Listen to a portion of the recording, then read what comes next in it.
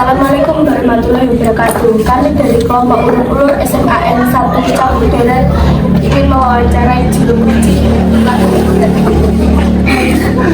dengan Pak Karsi. Baik Pak, pertanyaan yang pertama, bagaimana asal usul upacara ulur-ulur? Jadi gini, tradisi ulur itu ini cerita dari turun-turun, cerita dari dulu waktu pada zaman kerajaan Majapahit. Akhir kerajaan Majapahit terjadilah perang, mungkin perang kekuasaan, perang politik, atau di situ agama sudah mulai masuk, agama Jawa masuk. Datanglah sekelompok tentang muda yang dipimpin oleh orang sini menyebutnya Pangeran Jiganjoyo, Pangeran Lajur Seguro, bahasa kerennya orang sini menyebutnya Mbah Jiganjoyo. Pada waktu beliau masuk di sini dengan sekelompok muda, konon cerita beliau membawa seorang anak kecil.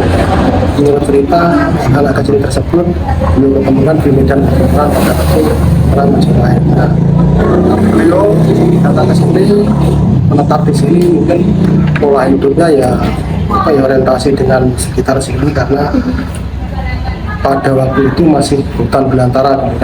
Nah, pada suatu saat menurut cerita anak kecil tersebut menangis, mungkin merasa haus, merasa lapar. Nah, karena Pangeran Jiganjoyo atau Mbah Jiganjoyo orangnya sakti, mati-matinya, beliau berupaya mencari sumber makanan yang ada situ, sumber mata air. Nah, ketemulah sumber mata air yang sekarang kita sebut sebagai Telaga Munggahan. Nah, beliau ketemu lalu menetap di situ, mungkin untuk kehidupan di situ, untuk mandi, kebersihan di situ, untuk mensucikan diri, untuk beribadah, mungkin seperti itu. Nah, setelah beliau ketemukan di situ, lalu beliau seolah-olah beliau mempunyai pemikiran, wah, air ini kayaknya bisa untuk kehidupan warga sini. Nah, lalu beliau berupaya mengundang warga sekitar, mengumpulkan warga sekitar, istilahnya sekarang zaman sekarang ini sosialisasi lah. Ini tolong warga, kamu ngumpul di sini, monggo kita ngumpul bareng-bareng. Saya di sini menemukan sumber mata air. Tolong air ini dijaga bareng-bareng, dirawat, dilindungi, dawa-dawa no banyuki, ulur-uluran banyuki. Nah, makanya di situ. Nah, pada waktu itu, kenapa sampai sekarang tradisi ini itu bulannya bulan Selo, harinya Jumat Legi. Nah, kemungkinan pada waktu itu, waktu beliau pertama kali mengumpulkan warga atau sosialisasi itu adalah harinya Jumat Legi, bulannya bulan Selo. Kenapa ini untuk membawa jajan, membawa makanan? Nah, namanya orang kampung kalau ngumpul biasanya kan nyepak nih panganan, ada telur godong, atau pedang goreng, atau itu apa kopi. Nah, setelah beliau ngobrol, warga ngobrol, intinya ngobrolnya itu adalah membentuk kesepakatan bahwa air ini adalah sumber kehidupan warga sini, bahwa air ini harus dijaga, dilestarikan sampai kapanpun biar dirasakan anak cucunya. Jadi intinya sampai sekarang ulur-ulurnya adalah filosofinya ucap puji syukur kepada Tuhan Yang Maha Esa bahwa warga sekitar Telaga Munggahan telah diberi air yang sangat limpah. Nah, kenapa membawa jajan kue sampai sekarang? Nah, jadi warga masyarakat 4 desa, khususnya desa Gamping, Sawu, Untrong, yang merasa dapat pengairan dari sawah itu berbondong-bondong membawa kue, berbagai macam jajan. Setelah itu kue dan jajan dijadikan satu, lalu berdoa kepada Tuhan Yang Maha Esa. Setelah itu kue dan jajan tersebut dibagikan kepada warga yang hadir di situ. Nah, jadi intinya adalah ulur-ulur itu adalah ucap puji syukur kepada Tuhan Yang Maha Esa karena warga sekitar 4 desa itu telah diberi air yang sangat melimpah. Kurang lebih ulur itu.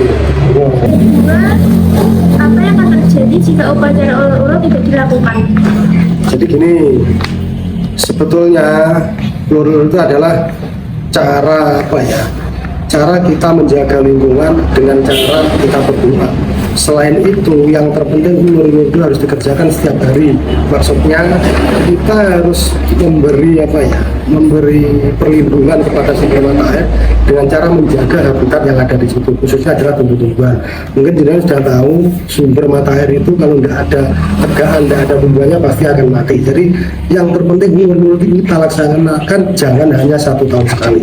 Kalau bisa setiap saat, setiap kali, setiap detik kita harus menjaga sumber mata air yang ada di situ dengan cara menjaga kelestarian lingkungannya, menjaga tanamannya, menjaga tumbuhannya, dengan cara setiap tahun kita mengadakan reboisasi. Jadi dulu pernah kita tidak mengadakan ini berapa tahun, mungkin pada pas itu ada kurang kesepahaman lah dengan warga setempat. Ini tidak perlu kita bahas karena sangat risiko sekali, ya mungkin ada kurang kesepahaman. Nah, pas pada waktu itu pembalakan liar sudah mulai ada di situ.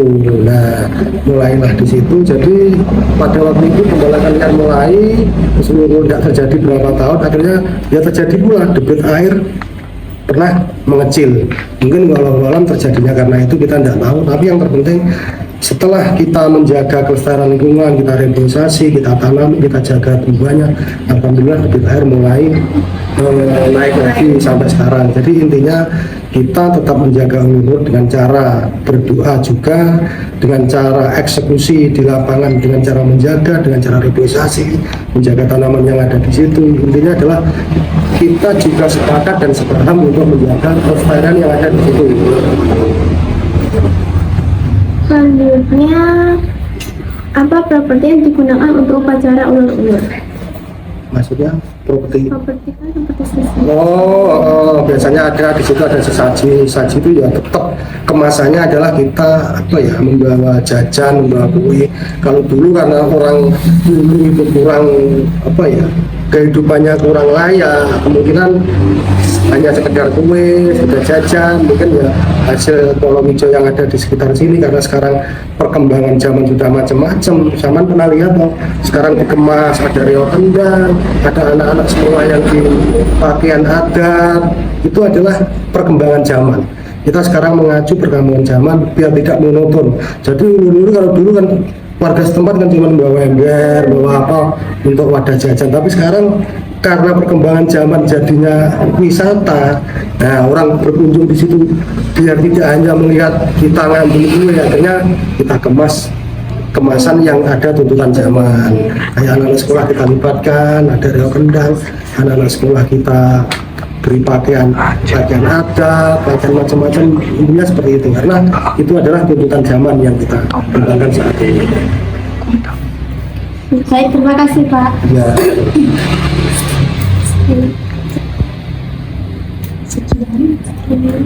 Sekian, terima kasih. Bila ada kurangnya mohon maaf. Wassalamualaikum warahmatullahi wabarakatuh. Waalaikumsalam warahmatullahi wabarakatuh.